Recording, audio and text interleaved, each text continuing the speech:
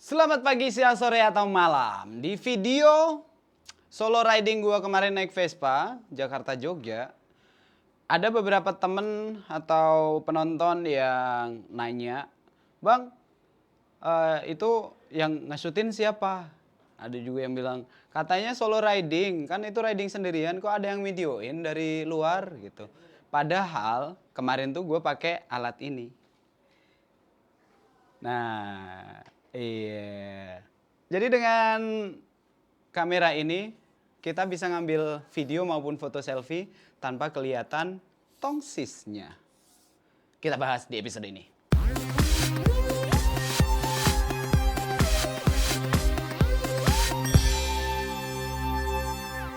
Oke. Jadi ini alat namanya kamera 360 atau 360 derajat, di mana hasil video atau fotonya memang 360 derajat semua angle. Mungkin kalau kalian udah pernah lihat review gua tentang GoPro Fusion, kalian bakal ngerti konsepnya. Kalau kalian belum nonton, silahkan dicari Alit Fusion, pasti nanti ketemu. Nah, sedangkan yang sekarang kita akan bahas itu Insta360 One X. I know it's old, ini udah hampir setahun rilisnya dan baru gue bahas sekarang karena kemarin gue pakai Fusion, dimana gue telat ngerti bahwa ini kamera jauh lebih keren dibandingkan GoPro Fusion. Oke, dalam box kita akan mendapatkan apa aja? Satu yaitu kamera Insta360 One X-nya sendiri, susah banget nyebutnya. Set dah. Terus kita dapat kabel charger. Terus kita dapet ini tali untuk bullet time. Apa itu bullet time? Bullet time itu ini ditaliin, di konekin ke kameranya nyalain video ke mode bullet time. Terus kita puter-puter kameranya, muterin kita.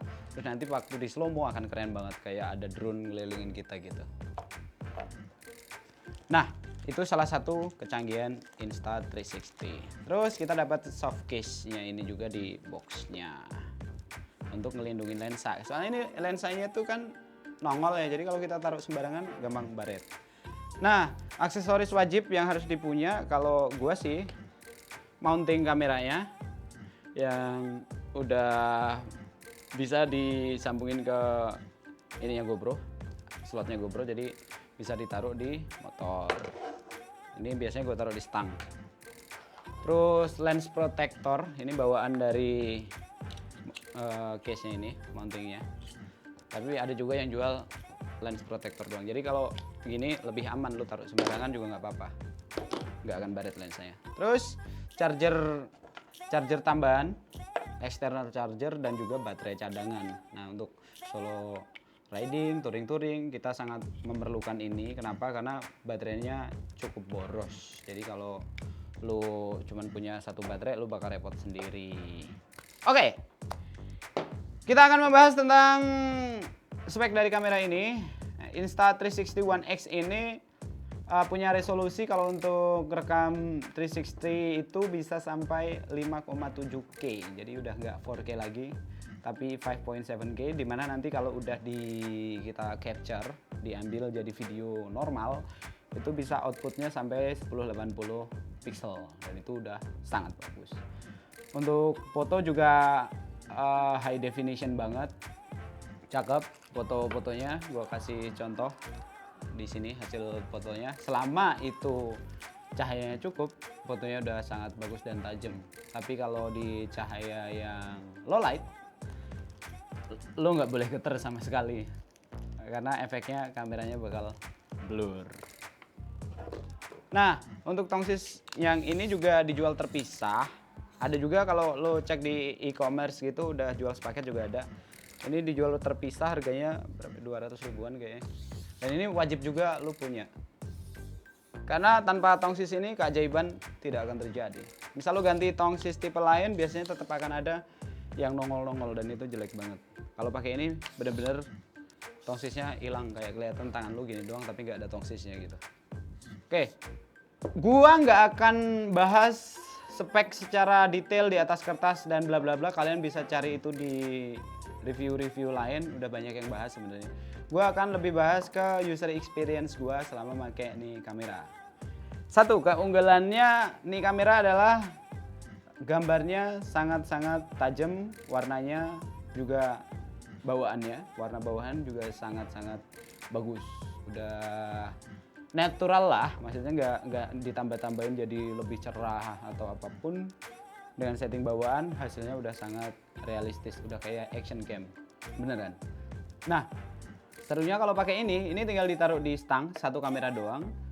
Nanti waktu ngedit tinggal diadepin aja angle-nya mau ke depan, ke kita, ke samping, ke atas, semua bisa dilakuin. Jadinya satu kamera menggantikan beberapa kamera. Pembeda dari Insta360 One X ini dibandingkan GoPro Fusion adalah aplikasi yang di mobile-nya udah sangat-sangat bagus. Gua nggak pernah ngalamin kendala aneh-aneh. Kalau di GoPro Fusion dulu kan sering ngehang tuh, ada di review gua, dimana kadang susah connect atau importnya gagal, apalagi filenya yang gede. Dan pasti gede karena Insta360 atau video perekam 360 derajat itu bitrate-nya cukup tinggi, jadi untuk rekam beberapa menit aja udah ngabisin beberapa puluh giga mungkin. Ini tuh simple, tombolnya ini tombol untuk on, tombol power on, ada yang di bawah ini yang paling kecil. Ntar dia akan nyala. Displaynya ini kecil banget tapi cukup informatif, tidak ada LCD untuk nunjukin preview dan sebagainya, jadi memang cuman kamera, layar kecil untuk ngasih lihat lagi ngerekam atau tidak di mode foto atau video. Nah, tombol kecil ini tadi selain untuk nyalain juga untuk ngubah mode foto, video, setting. 3 itu menunya, foto, video, setting. Nah, untuk tombol yang gede ini untuk milih. Jadi misal kita mau ke video, tinggal cari aja dari sini foto, video, pencet ini, dia akan ke perekaman. Terus kita masuk ke setting, pencet select, nanti akan ada mau milih settingan foto, mau pakai raw atau enggak fotonya, ya. Jadi kalian bisa motret raw. Jadi kalau kalian suka ngedit foto di Lightroom, kalian bisa pakai file raw-nya. Di fotonya juga ada banyak tipenya. Settingannya, lu mau pakai HDR, lu mau pakai time lapse juga bisa di sini. Terus bisa dipasangin timer juga. Jadi waktu lu motret, pencet shutter, habis itu lu pegang tongsisnya 1 2 3 dia akan motret sendiri. Di video juga ada banyak pilihan. Modenya ada bullet time, time lapse, HDR. Terus resolusi video juga bisa lu pilih 4K 30 fps, 4K 50 fps, 3K 100 fps. Jadi lo bisa bikin video yang sangat slow mo. ISO bisa kita atur juga. Shutternya juga bisa kita atur mau secepat apa. Untuk siang hari paling cepat nggak masalah. Cuman kalau malam memang harus agak slow biar dapat cahaya yang cukup. Nah, untuk settingnya ada WiFi, ini kita cuma bisa milih auto atau on. Auto ini tiap kita mau connect ke handphone, kita nggak perlu nyalain WiFi yang di sini, tapi begitu nggak connect, WiFi-nya akan mati sendiri. Itu untuk tombol-tombolnya. Lensa di sini ada 2, masing-masing ngambil 180 derajat. Kita nggak harus ngambil videonya nggak harus ngarah gini, dari samping juga nggak apa-apa, dari sini juga nggak apa-apa, dari belakang juga nggak apa-apa. Cuman secara default biasanya yang di LCD nih, kalau kita ngelihat LCD ada di sini, bukan yang di sini.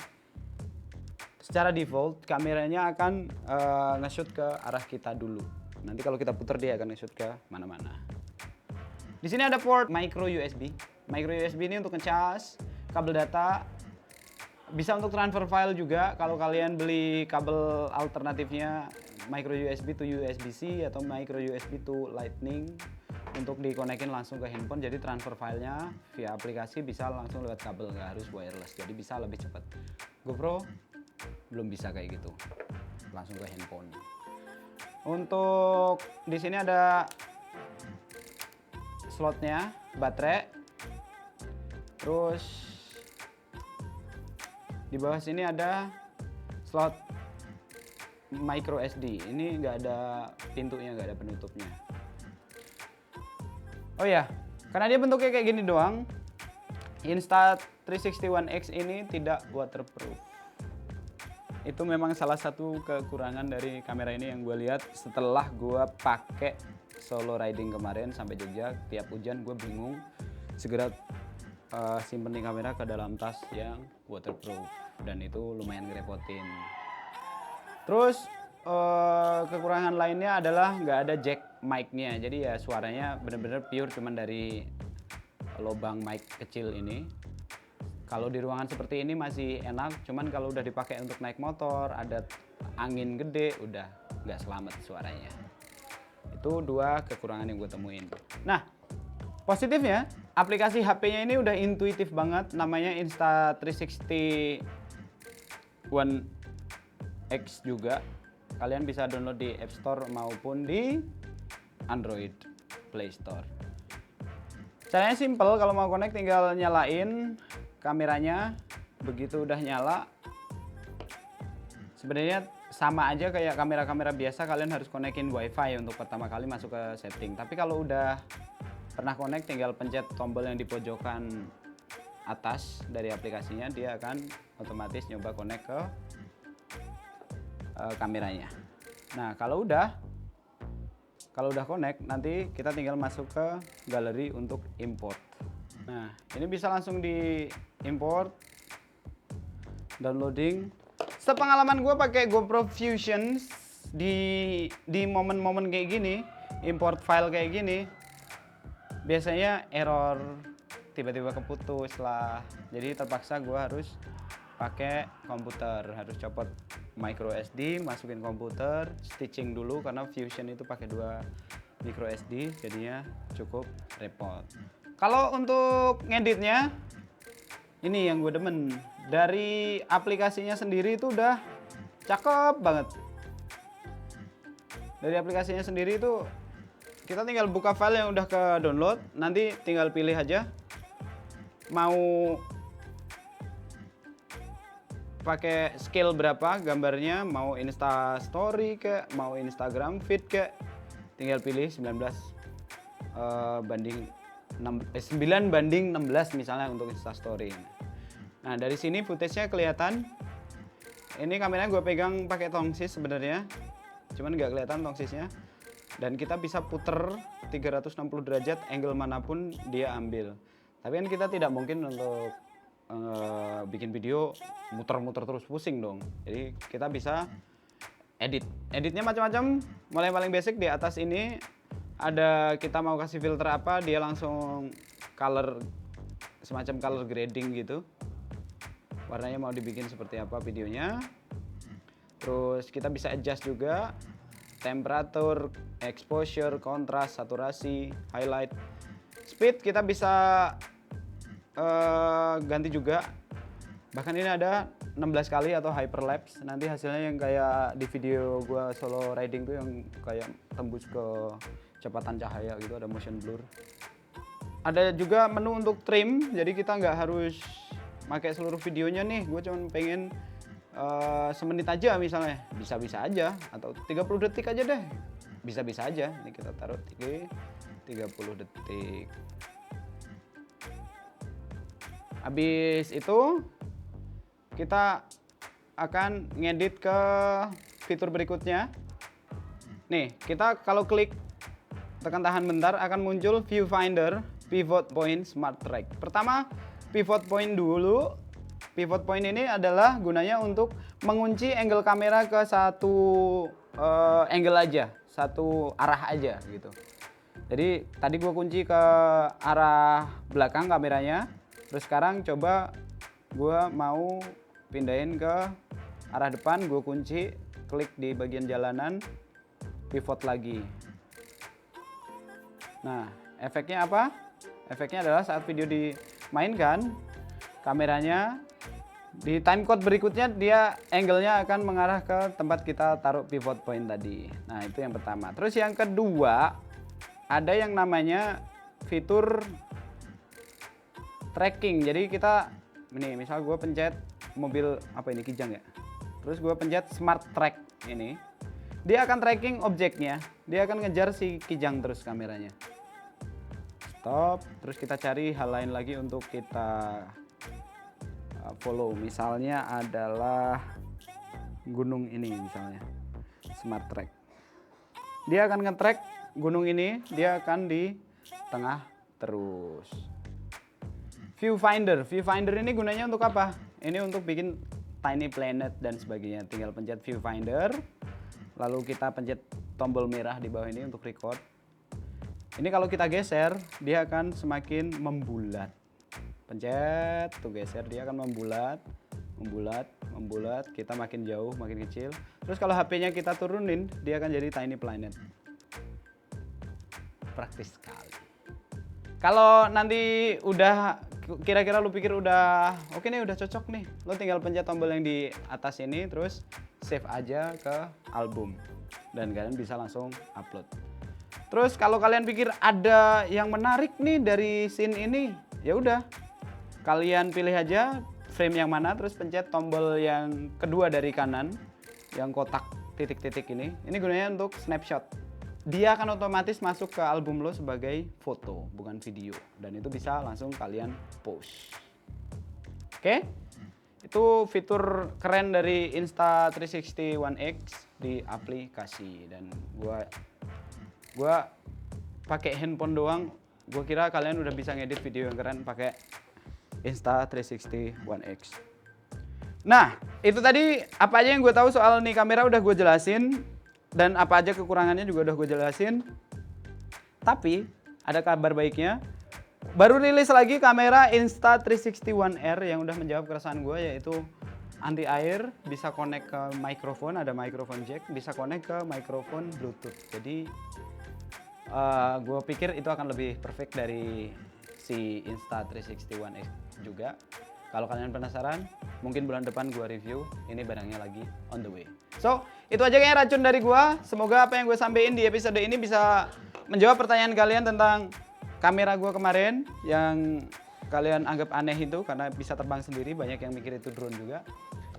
Semoga apa yang gue jelasin bisa ngasih manfaat yang baik buat lo, dan lo bisa lebih produktif lagi kalau lo nanti bisa beli ini kamera. So, thanks for watching. Sampai jumpa di episode berikutnya dengan racun-racun yang lebih keren tentang otomotif maupun gadget.